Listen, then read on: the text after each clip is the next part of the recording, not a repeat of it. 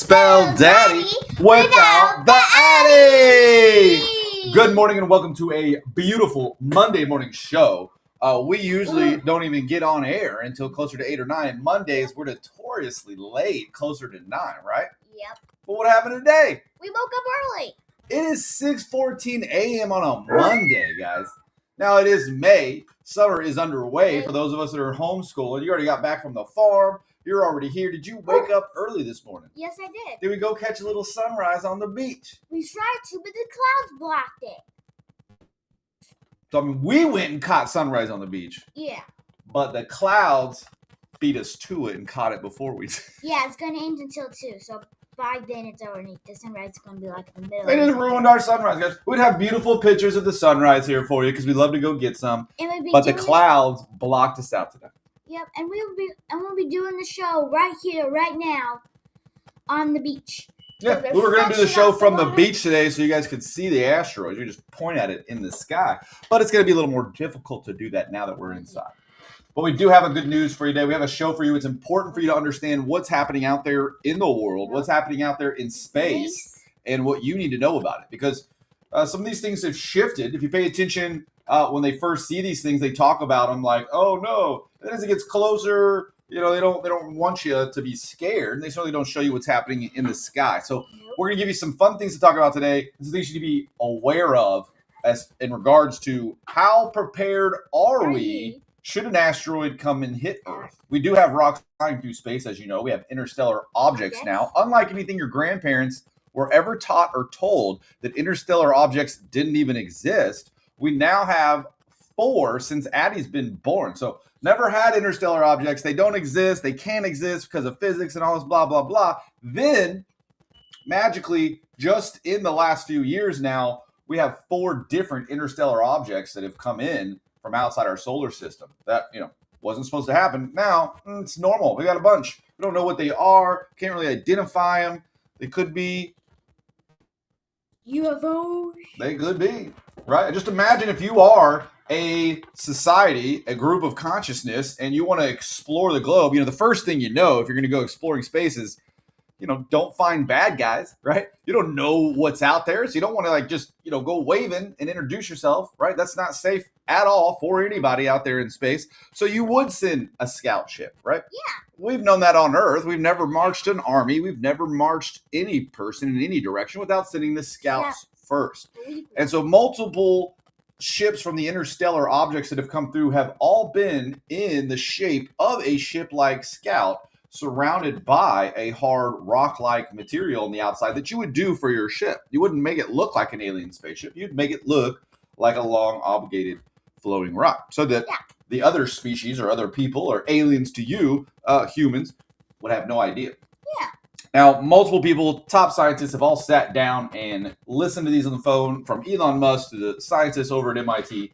People have had closed-door interactions with lots of these interstellar objects that you don't get to read, learn, or know about. You don't even get to know the opinion of some of the smartest people on Earth after they were secretly given tapes to listen to the first interstellar object almost a decade ago. You never heard about what happened there or what the outcome of those meetings were. Interesting enough, we did get Space Force together. We did start launching rockets to the moon, and we are trying to get to the moon and create a base now after all these events have happened. So do what you will with that. That's just an observational fact, right? Observational fact. We have some more observational facts for you today as we talk about how close these rocks are flying by. But before we can get there, we got to get the show started. Yeah. Is that right, little lady? Why don't you tell us a little bit about this cool hat you have on right now? So we went to an event on Saturday. It was really fun. It was Mama's event. We went there. I made a friend named Emma. And there were a lot of vendors. And one of the vendors there, I said, Mama, can I go say hi to them? And she said, yes, you may. I said, thank you very much, Mama. So I went over there and said, are these hats for free? And they said, yes. Can I have one? And she said, yes. Daddy got a pink one for me. There's pink, blue, or white. I chose pink. Brother chose blue. And then we hopped out of there and showed Mama. That's right. I don't have brothers over here, so There look good on Daddy. It didn't look good on Daddy this morning, so we didn't put it on. Yeah. But brother's got his hard hat. Yep. So that's Habitats for Humanity. As you know, they build beautiful homes, not like what you thought when we were growing up, but what they're putting together now, absolutely stunning, beautiful homes. Downtown Pensacola, downtown Emerald Coast, they're all over the area. They're helping out the community. They're building beautiful homes and beautiful areas, reviving that whole culture in those areas where some of these houses may have been dilapidated, where there may be empty lots, some things may have been taken down. They get in there, they reuse goods and services, they reuse things that are being thrown away, they pull it together, and they build beautiful homes. We are partnered with Habitats for Humanity. They are, so that you're fully aware, the group we're partnered with, one of the top 5 in the nation for what they do for the community and how many homes that they build. So special thanks to the local Habitat for Humanity here in Pensacola on the Emerald Coast. Thank you guys for giving us a wonderful event, helping us out, entertaining the little lady. Yep. And thank you for the work that you do for the community that we're all part of. Thank you very much. And there was a bounce house. There were multiple bounce houses. There was a choo-choo train. We had a big fun. Addie's forgetting about all of it, but it was a good time. We had a really awesome time out there. Addie had a fun time. The baseball park was awesome. There was a gym. There was the pool. It's right there on the ocean. You can just go fish. We saw lots of fish. It was a good morning. Yes, it was. All right. Now, let's get back to the show today. Addie, you got anything for me? Did you hear about the rumor about the butter? Did I hear about the rumor about butter? Well, I'm not going to go around spreading it. Because you spread the butter. That's good, Eddie. That's good, Eddie. You're not supposed to spread rumors, as you know. The Bible is very clear about that. You shouldn't be spreading and talking gossip about people. And I'll just tell you right now that one of the main reasons that I've lost acquaintances, we'll not call them friends, because I wouldn't make friends with these people, but one of the reasons that he doesn't have friends with some people and has lost acquaintances at work, at different places and environment, the reason I was able to, navigate some of what the junk we saw at the corporation I worked with Lifetime Fitness or with Delta, right? Hundreds of employees, lots of people. There were always individuals, and there always will be individuals who only want to talk about rumors, and they only want to talk about other people. You try to go to lunch with them, and we have some family members, not in our immediate family, but when you go sit down with them and you try to talk, the only thing that comes out of their mouth is talking about other people. Is that godly, Eddie? No. No. It's the worst way to perform, and we think it's disgusting. And so remember that highly intelligent people talk about ideas, philosophy, right? Right. Low intelligent people, angry people talk about other people. Okay? It's very easy to figure that out. We don't want to offend anybody, but we want you to remember that as you're going throughout your day-to-day. It's good to talk about people if your idea is to help them and move them in the right direction. If you're just spreading rumors and talking negatively about people, you may need to go look in the mirror. That's not healthy, and it's certainly not how we want to talk with you or with other people. So we're sending this message out today again to remind some people that if you're hanging out with the Robinettes, we're not here to talk bad about other people. If you have an idea on how we could help improve the state of any human, we're all about that, right? But if you're going to sit there and you're going to badmouth people without any way to improve their statue or state of being or problem that they're in, it's like you just want to feel better about yourself by talking bad about other people. And especially if they're in your family or in their friends group or any of that, it gets a little concerning. Let me ask you, have you ever hung out with somebody and then they're talking bad about one of their other friends or somebody close to them? Right, you haven't. Daddy has. What does that make you think? What does that make you feel? Well, it makes you think, well, if this person's talking bad about their own family, their own friends, and I'm kind of close to them, what do you think they say about me when I'm not here? All bad stuff. Maybe that person is using their gossip as power, as currency, and they're trying to establish new bonds with people through a negative pathway. And that's just not who we are. So we don't get along with those kind of individuals. Nope. Individuals like that don't watch our show, so we feel a little confident having those conversations with you guys and making sure you remember this. But just remember when you look out to those people, when you meet them, try not to, let them make you angry, okay? Try to remember the fact that people want to bond, people want to share. Okay, those are two facts you can get. People want to bond, people want to share. And so it's almost natural, okay, for some of these individuals to fall to that negative soup, right? We used to call it the water cooler talk. Some people like to express their negativity and bond with others around negativity because it's the easiest way to do it. Is it the healthiest way? No. No. If it says easiest way, it's probably not the healthiest. Is it the easiest way? Yeah. Is it the best way? No. Absolutely not. See how those don't work together? Nope, they just That's collide. right. That's right. I've made people mad because I've been the guy in the group. I don't even like the girl they're talking about. I don't even care about the guy they're talking about. But I've walked in when groups of people are bad-mouthing another individual, and I've defended that individual. Because why wouldn't you? Why would you allow anybody to jump up and group up on anybody? And after defending the individual, 9 times out of 10, the good people in the conversation go, "Oh yeah, whoops, yeah, we were just kind of took it too far." There's always that one guy that's like, and you got to cut cancer out at some point, guys, because one bad apple can ruin the entire bunch. But we also know that 9 good apples, right, can teach an apple how to grow, right? So there's differences between being stuck in a barrel and, now you're all going to get tainted. And then there's another difference between humans who aren't apples and can actually be resilient and can change the group of the bad culture as long as they speak up. Is that right? Right. And that's what we're doing this morning is we're just giving a little PA about speaking up. We understand sometimes, zip it. If these people want to behave this way, let them do their thing. But when you have power, when you have control, when you have influence, when you think about what Jesus and what God wants you to be, are you supposed to sit there and be silent? No. Are you supposed to allow them to behave this way? No. No. What did Jesus do when he saw the liars and he saw the fraudulent corruption in the temples? What did he do? He went over there and speaked up. Did he kick the tables over? Flip the tables over. Okay, so let's think about that. Does God want you to be in those positions and then remain silent? No. No. He demands, he commands, he asks, he tells you, please step up. I have you in the scenario, in the position that you're in to change the way of the people. Is that right? Yes. And all it takes is for you to speak up. You don't have to be angry. You don't have to be mad. You just have to remind people, is this truly what you wanted? Was this who you want to be as a person? 9 times out of 10, people don't want to be that. It's very easy to fall into that. So we're going to drop that. We're going to let that move on. We just want to give you a reminder on this Monday, since we woke up early, that you are in the situation you're in, wherever you're at, so that you can make it better, so that you can improve the situation, so that you can help lift the people up that are around you.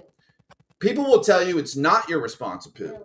People say, that's none of your business. None of your business. And I'll remind you one more time. Did God create you to be an isolated, living under a rock in a cave? No. Didn't.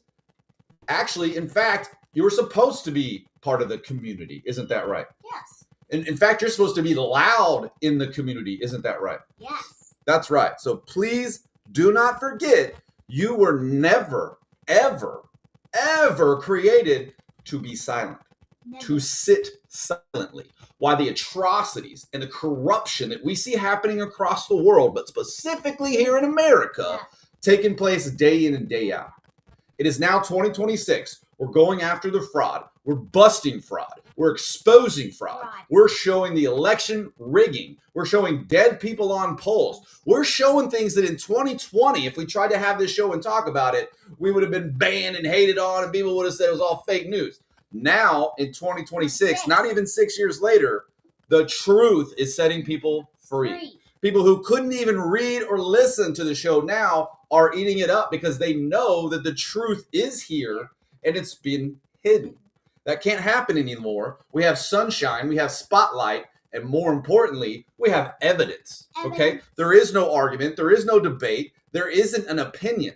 We have hard evidence showing you, and will be showing you soon as the weeks unfold and we enter into June. You're going to see more than you've ever seen. And you've already seen a lot this year as to who was rigging what, who was lying, who was cheating, and who's been manipulating behind the scenes this entire time. Since you were born, we've now known that people have been faking daycares, faking long-term care facilities, and faking hospice centers. All across California, well, LA itself had more hospice centers than the entire nation combined. They were getting pumped millions and millions of dollars. And we want you to think about that. Everybody who says teachers need more pay. Well, what if we just took the millions and billions of dollars that just Minnesota and California alone, let alone other states are also doing it, that were paying foreigners money that they sent back overseas and they put into campaign finance pieces that could have gone to pay the teachers. Every teacher could have got $10,000 raise easily. Every teacher could have probably got a $20,000, $30,000 raise easily. But we decided to spend the billions and millions of dollars on fraudulent individuals stealing from those states that cry they want to pay people more. You had the money. You gave it to fraudulent individuals who paid back the politicians through their campaign. Guys, this is insane that we live in the same world, the same state, the same country. And what I just told you, if you try to talk to a liberal or you try to talk to a Democrat, that they've never even heard of that. They don't even know what I'm saying. They think that's fraud and that's fake because CNN and Colbert, late night TV show, don't let them look behind the curtain. But the rest of the world, little girls who do their homework, anybody who does any research, you can already see it. It's already there. It's already available. You now know that it's happening.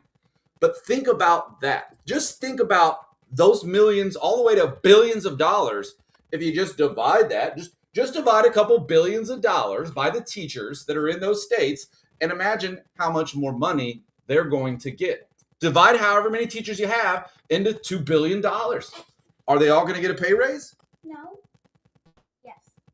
How many teachers do you think there are, little lady? 1 million. Okay, well, is $1 billion more?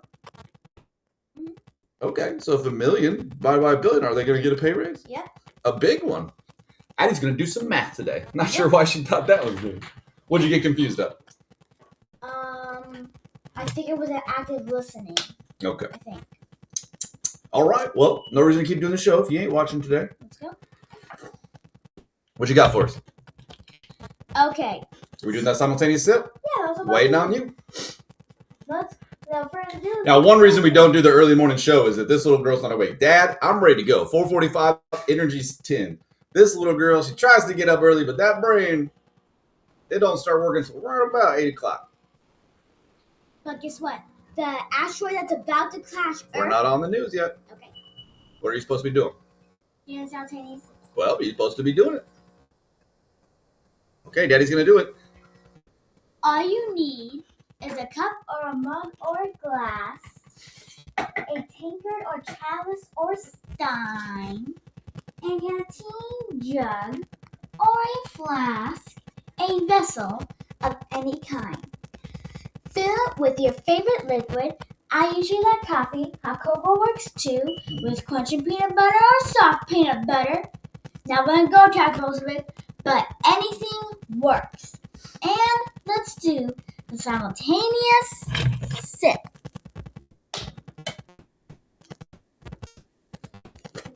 Now that's good coffee at 6:32 a.m., way before our normal first sip. But we know that you're joining us through space and time, so it may be 6:30 Monday morning here for us. Whatever time you're joining us on today, 8 o'clock on the way to work, 7:30 on the way to work, because we got you early today. Yep. Or if you're hitting us at lunch, or you're hitting us at dinner, or you're hitting us before you go to sleep. Yep. Thank you for tuning in. Thank you. Thank you for giving us a view. Thank you for your likes and your comments. We really appreciate the love that you give to us. We very much enjoy doing the show. We have a lot coming this year. We're getting better each and every day. Addie's improving. And we thank you for joining us for that simultaneous sip that Scott Adams created for us all. Yep. It is delicious. That one's a little bitter. I got no sugar, no honey, nothing in that one. Woo! In the future, Addie, we could put the honey in the cup. That way when you do this espresso, it's already ready. But espresso is good today. Tastes delicioso. All right, we have some really cool things happening, and we're going to get into it right now. Addie, are you going to break the news down for us today? Yes, I am. So you see that asteroid? If that asteroid gets to a Pacific part and on a Pacific part around Earth that gets too close. Nope, that's the second one. Okay. The first one, we have a big asteroid headed for Earth today. You are going to be able to see this puppy, especially if you have a really nice telescope. So if you have a good telescope, your neighbors have a telescope, you are going to want to pull that puppy out, go over and visit. Grab a beer, grab some soda, grab some burgers, do something, but get over to your buddy's house who has the telescope so that you can properly see this. Now, we want to remind everybody that what makes this so funny, I guess, is that today in history, in 1910, okay, think about this. It's 2026. But your great-great-grandpas, great-great-grandmammies, all your aunties and uncles, they all lost their mind in 1910, okay? In the year 1910, in America, why does that light make us look so pale? We got so sunburned. Like, my face is red and sunburned, but I look white and pale on this TV. So crazy. I'm literally sunburned. I can't even, like, touch my head. We got so much sun this weekend. Yeah. But, guys, in 1910, Halley's Comet had so much of its tail breaking up, like you see in the movie Greenland, right? It had so much of its tail breaking up that Americans thought that literally the sky was falling. And many prepared, doomsday, all this other stuff. A whole bunch of stuff went down sideways. They don't really talk about it a whole lot, but it caused panic. You had women all across screaming it was the end of times. You had men, you had a few men quit their jobs and run and like leave because they thought they had to move into the ruleness because they thought the stuff was going down. People were scared out of their minds in 1910 just from Halley Comet's tail, okay? Now we fast forward, it's 2026. We do have an asteroid that could easily wipe us out. It's all right. It's pretty cool. NASA said we're good. So that's a lot of trust you guys have in your government and in your organizations to know a giant rock is flying at you and could take you out. And yeah, they say it's good. Nothing to worry about. And you know what? I trust some of these people. Just some. But let me just ask you a simple question. I'm just going to ask a question. If a giant rock was coming at Earth and it was going to hit Earth, would they tell everybody?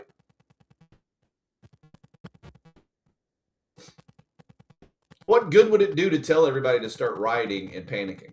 Would that help anybody? Nope. Would it be beneficial on any level whatsoever to the people that are in control to tell you that we're going to get hit by an asteroid? No. There's no benefit there. There's absolutely no benefit whatsoever. So just take it with a grain of salt, guys, that the people who are tracking these, some of them have disappeared, so you know. There are scientists that are on top of tracking meteors and coming up with ways to stop these things. Some of them are part of those 11 scientists that are missing. That's just a interesting factoid for you to consider as we look at these things. And I'll say this very specifically why, because we have another asteroid. Okay, so we do have the asteroid coming today. It's going to be awesome. You guys are going to see it. We're going to talk about it some more. But we have another asteroid, and this is what I'm going to give you an example of that's very important for you to understand, okay? Because this is the conversation that they're having, okay? I want you to pay attention to this. The asteroid that is coming through on April, so not this asteroid, but the future asteroid that is coming in 2029. 2029. Here's what's going to happen. It has a small window, okay? The asteroid coming in 2029. It has a small window in 2029 that if it passes through the window at which it's coming, okay? Okay. It's moving around a little bit. Okay. If it comes within the range as it passes through us, Okay. gravity from Earth is going to pull it. Okay. Now, so it's still going to fly by us no matter what happens, allegedly, on April 29, or I mean, in 2029, this asteroid is going to fly by us really close, but we're safe.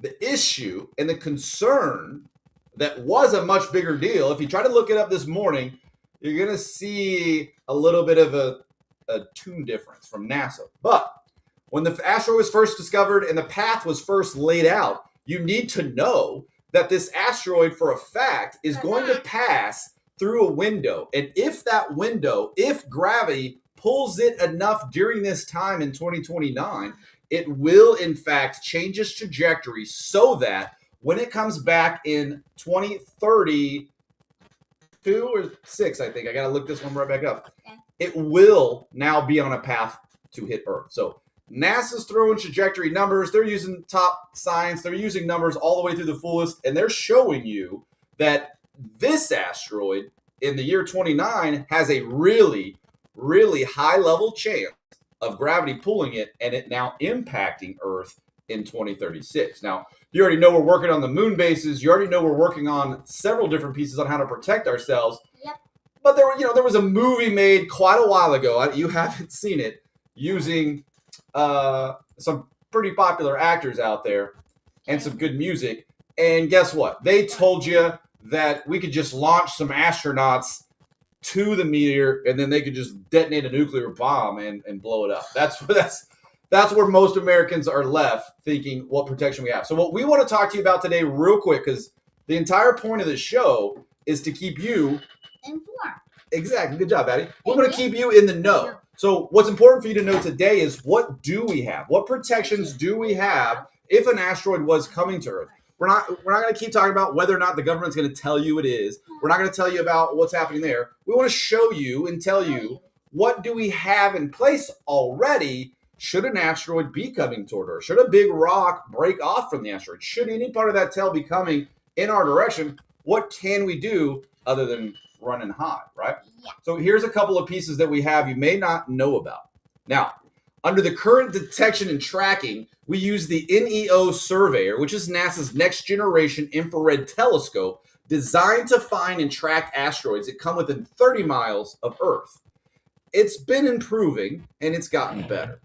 The ground-based telescope, so you're familiar with those, is located all across the world, specifically in the US. Addie and I got to go see the one out in New Jersey. That was really cool. Yes, but the ground-based telescopes and space assets continuously monitor the NEOs with the goal of identifying and tracking 90% of the objects 460 feet or larger. Okay, so again, these are some of the larger ones. The smaller ones are a little bit harder to identify, and they could slip through. So it's important to understand that even with what we're looking at, we're only looking at the big guys, right? Big guy. And ideally, that's because those small ones are going to what, Addy, when they hit the atmosphere? Start spinning. Burning up. Okay, Addy forgets. What's a meteor, Addy? It's a meteor, but when it hits Earth... What's a meteor? I don't need a meteorite. What's a meteor? A meteor is something that's from space that is a giant... Does it ever hit Earth? Sometimes. No. Okay. All right. So a meteor never hits Earth. That's identified because it burns up in the atmosphere. If it touches Earth, then it becomes a... meteorite. Right. See, now she's got it. Good job. Probably going to be our only early show. You are not awake right now, are you? Okay. Last early show. Forgive us. We tried to get up on here in the early morning. Little lady is not ready to go. Are you? Okay. No more early shows. That's fine. You want to wrap this one up and be done today, or you want to do anything? I want to keep doing. Okay. Well, what you got? What you want to do? Okay, let's see. Let's read the Pledge of Allegiance. Okay, let's get it underway.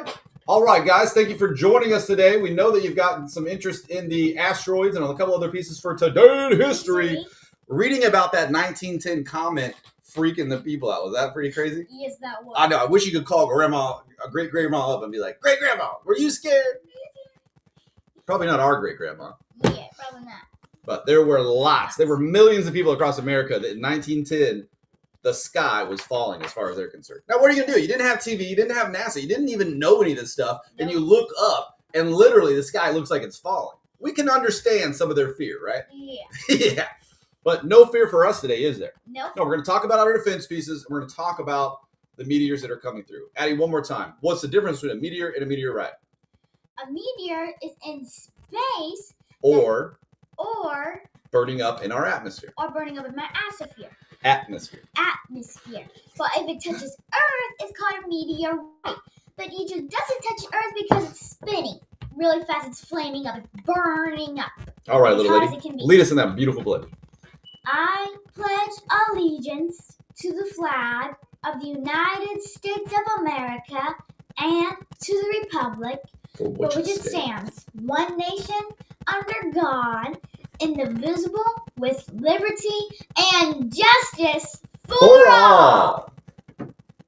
And so, guys, now we're going to talk about the deflection. So you know what we use. Obviously, we use telescopes. Obviously, the NEO surveyor, NASA's generation, they've got some help. They've got some skills.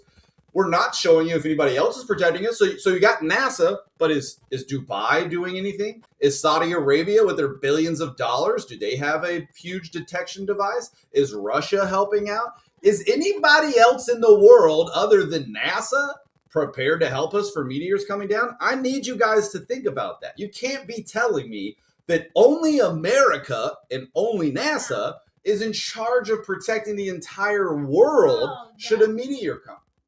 I mean, that almost sounds, I don't think I would want to be one of the other countries and dependent upon America telling you that, hey, man, a rock is about to come take out your whole country.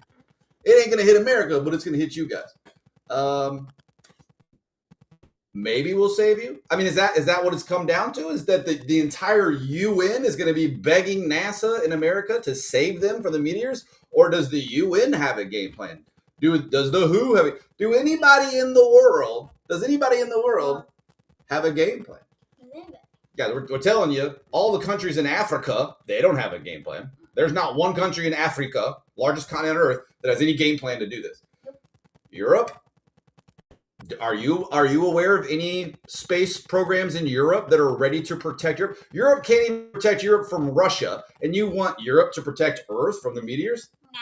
Not happening. Well, let's go. Does India, who pollutes their own water, and you can't even take a bath or walk across the water anywhere in India, it's so disgusting. Do they have a program to stop the meteors from hitting Earth? No. Okay. China's got a space program, and they've got stuff. Are they monitoring and are they protecting us from being hit by meteors? Possibly. They might have a secret program, but not publicly. Not publicly. We don't know. Okay. Well, who's left? Are there any? Japan? Japan's a superpower. They got nuclear reactors. They got new stuff. Are they running a program that can prevent meteors from hitting us? Not that I know of. Not that we know of. Guys, that's important to know. We take a lot of things for granted, and we talk about freedom, but in the event that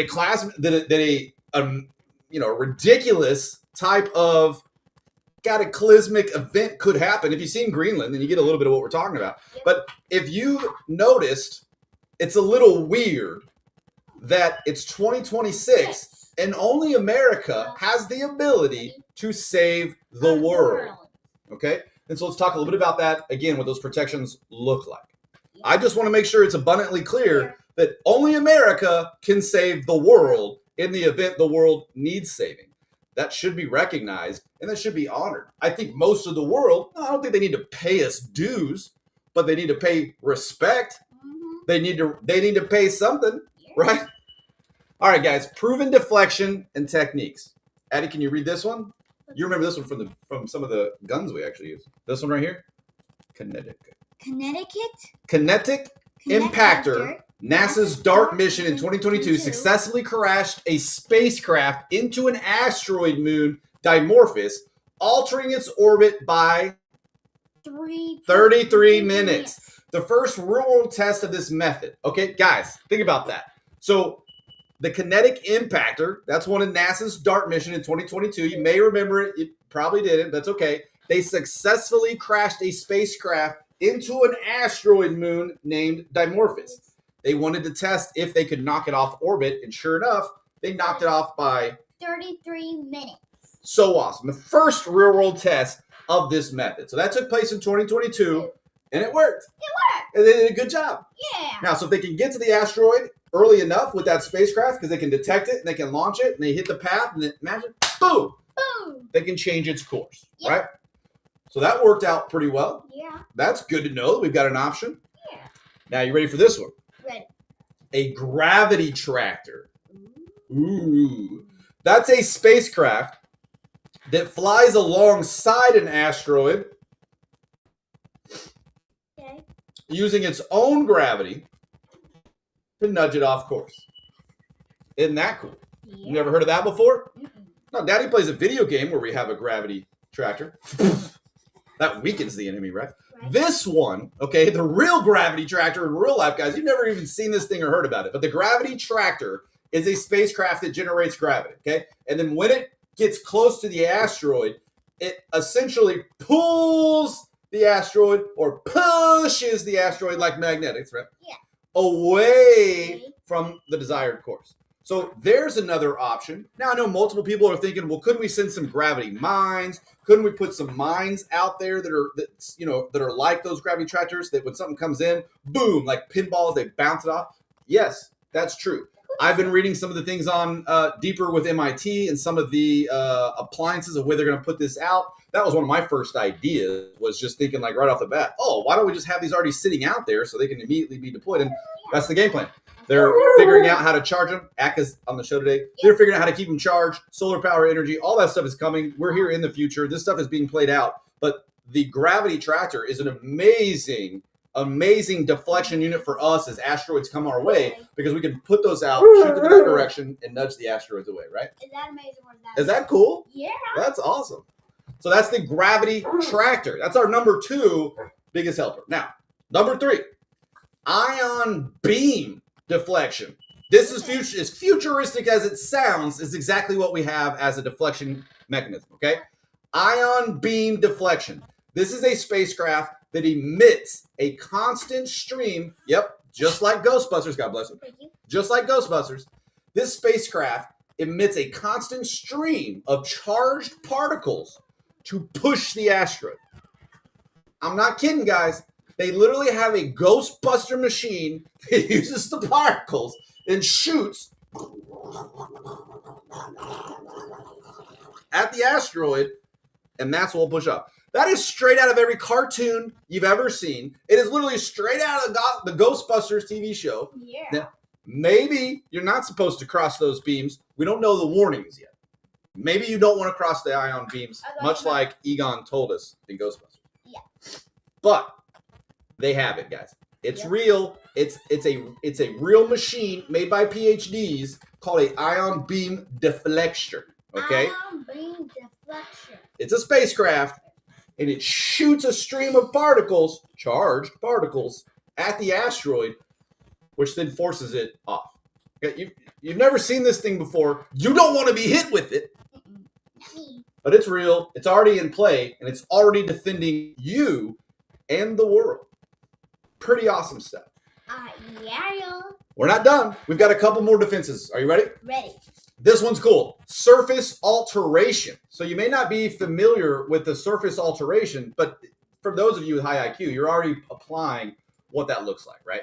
Surface alteration. That's changing the asteroid's reflectivity, right? Think about this. Change the asteroid's reflectivity, which means basically painting it white. That's funny. You're going to paint the asteroid white? What is that going to do? Can you think? Use your brain and tell me. What happens if you paint an asteroid white, Addy? What can you think? You can see it better. Okay, you're onto it. You're onto something. But wait, then. If it's white versus black, what's it going to do with light? It's gonna absorb the light.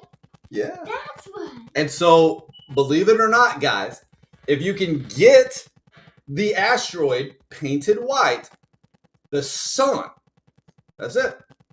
Paint the asteroid white, and the sun will alter its path just from sunlight pressure.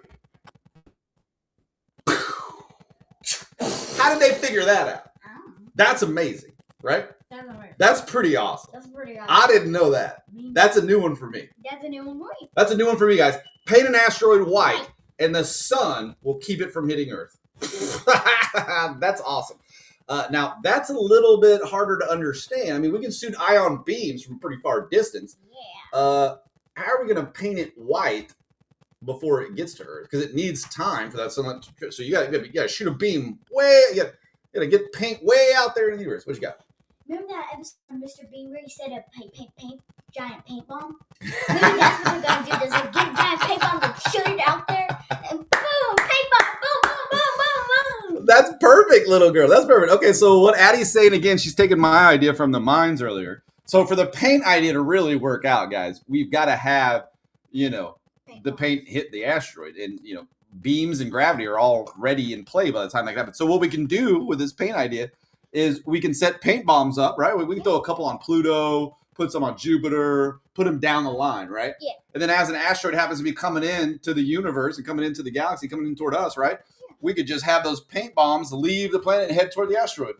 And when it gets boom, cover it wide. That is amazing. We'll have to call that Project Asteroid Bean or Project Bean. What do you think? Project Bean, I like that. Project Mr. Bean. Project Mr. Bean. We're calling it. All right, I'll reach out to my friends at NASA. We've got a new name for the program that paints the asteroids white. We're going to call it Project Mr. Bean. Okay? Yep. If you guys at home help us with that, when we get that hashtag going, we think NASA will do. NASA loves any kind of marketing and branding. So there's a good chance you guys are going to see the surface alteration be changed to the Mr. Bean project. Yep. Thank you, Addy. You're welcome, Daddy. All right, now the most famous one of them all. Everyone knows this one. It doesn't matter where you're at watching this show. You do know that we have a nuclear option, okay? A last resort method for very large asteroids using a nearby explosion to vaporize the surface material and change its trajectory. So I want you to pay close attention here because it's not what you thought, okay? In the movie, they were going to drill, and that was the whole thing about drilling, and then putting the thing down, and then the nuclear has got to go deep enough so that it bursts enough, that it shoots them off enough. A lot of math, bro. Wow. It's a lot of math that's not going to help you, and some of those rocks are still going to hit Earth, right? So what real scientists figured out, not Hollywood, what real PhDs have figured out is that you don't actually need to take the nuclear bomb into the rock, okay? I mean, that's if you don't catch this thing until it's like, imminent domain here. We're talking about this thing's giant. We know it's on the way. We see it coming, which we don't have one of those right now, except for that April 2029 one I told you about. That could hit that window. So that's why we're talking about this. Yep. Now, the nuclear option is not meant to be in the meteor. It's not meant to be even on the meteor. We're using it more like a deflection, right? So think of it more like a nuclear option that deflects the meteor rather than blows the meteor up. Because what happens if we blow a giant meteor up? All the little particles, it doesn't. Now you just make small rocks. No, small rocks. They cause even smaller damage. And what did we see? What did we see in the movie Greenland? You see how those small rocks damaged all those places? Yeah. Exactly. So blowing it up into small pieces is not in the favor of anyone. However, using the nuclear option in that explosion so that it smashes and goes in a different direction or knocks itself off course is the proper way to do that. 100% proven through scientists, through digital intelligence helping us, through the trajectory, through the programs. We now know we won't be putting that nuclear bomb on the meteor. We'll be putting it next to, in front of, and just changing its direction. Yep. Pretty cool stuff, huh? Yep. All right. So these scientists are smart. They've come up with some really good ideas. We're happy to see that there are some protections in place, and we want to give you a little bit more about lasers, okay? So this is the cool part. Here's our last part for what we got. Lasers and planetary defense. So you know Space Force has been created. You know that Elon and everybody's trying to get a moon base going. Well, this is a little part, large part, the entire reason. Whatever your opinion is, have it. But listen. Lasers and planetary defense, guys. It seemed like a movie not too long ago talked about sharks with laser beams on the moon, right? Yeah. We're already there. Lasers are not yet used operationally to deflect asteroids, but they are part of the long-term research portfolio, meaning like, duh, that's where we're headed. Yeah. They vaporize material, and they create a thrust-like effect, nudging the asteroid off course. So certain ones, we just, trim it up. Bigger ones, they can click off stuff from the surface, make it more round, smooth out. I mean, they can do they can give it a haircut, right? Break up a large asteroid into smaller ones, less dangerous pieces. So again, they can take a big one, boom, break it up, then start zapping. It's like a video game, guys. You can't even imagine it, but it's already here. It's already in play. alter surface properties. So this is another important one, guys. So you have an asteroid and you have a laser, like we talked about with painting it white. You have a laser, you can shoot it and blow it up. You can shoot it and carve it up. And then also with these lasers, this is cool. Okay. They can alter the surface properties to change its orbit over time. How cool is that? We just talked about it. It can absorb more sun. They can change the aerodynamics. They can do pretty much almost anything that you can imagine now with these lasers to the asteroid to make sure that it gets sent off. And not just randomly sent off, guys. This isn't like the first rodeo. They're not just going to do the math and say, oh, we'll knock it off course and hopefully that works. They're able to do the math, okay, where they say, oh, let's knock it off course this way. And then they can project what that's going to do over the next 100, 200 years and say, oh, no, we don't want to do that because then it might come back and be a problem 100 years from now. Yeah. Right? So math, which rules all. Yeah, because math is everything. Helps us. Even while we're deflecting the asteroid's first pass, even while we're directing the bigger asteroid coming our way, we need to do the math so that we don't set up a problem for our grandchildren. Right? Yeah. And so that's what's awesome about the math is that they're not just mathing. They're mathing the future and the consequences of their math. And that's what you want to see from smart individuals, okay? Yeah. You don't want to see one solution, temporary, create more problems, bigger problems. So you don't just kick the can down the road, as they say. Now, I will say if an asteroid's coming to Earth and the best we can do is just kick it down the road, that's probably still good, right? That's probably still good, but we do better. We do the best. And that's what this is about. You got vaporized material, breaking it up and altering the surfaces just from the lasers that we now have in play. We're not going to talk about some of the companies or the organizations that are developing these lasers and pushing them in through on this episode because it's more about the asteroid. But you will see us in the near future talk about the individuals, the very smart scientists, and the leading organizations that are preparing us in the event of emergency to be able to protect ourselves. And we like our freedom. Yeah. So do we like protecting ourselves? Yes, we do. Does anybody else out there think it's weird that Americans love their freedom? And as you look across the world, other people are taking freedoms away. Why? Exactly. Why are they taking everyone's freedoms away? And on top of that, why do they require only America, who has the freedom, to save everyone? Okay?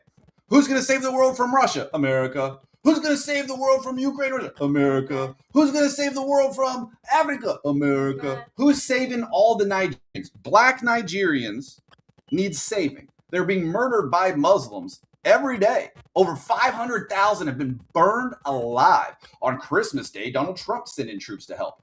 This week, Donald Trump again sent in more military to help black children stay alive because Muslims were trying to kill them and burn them alive.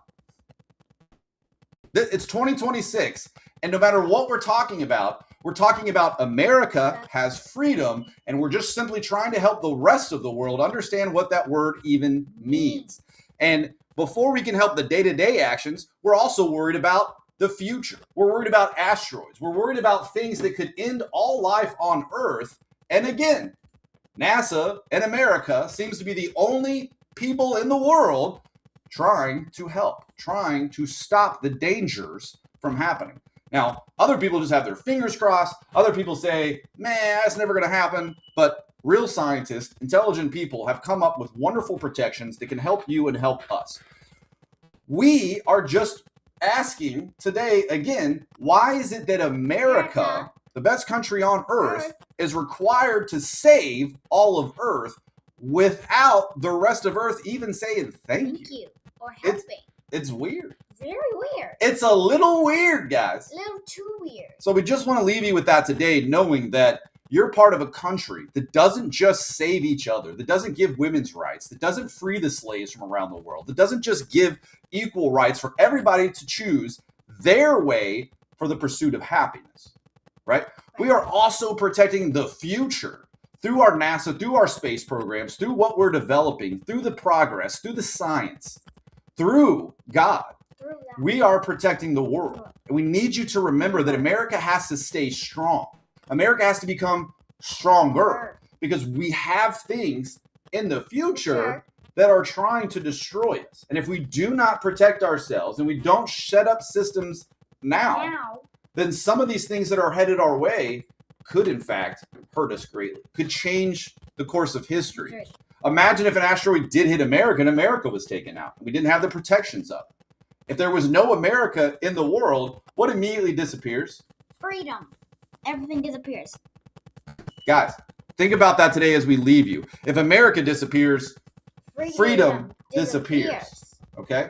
So whatever you do today, seek the truth, share the truth, and remember, you were not built or designed to be quiet. You were not built or designed to stay still. Move, talk, learn, change, and grow. This is a tree growing because you're a teacher and a student for the rest of your life. Like, didn't you just hear Dad say earlier that was the first time him learning about a beam? It's my first time as well.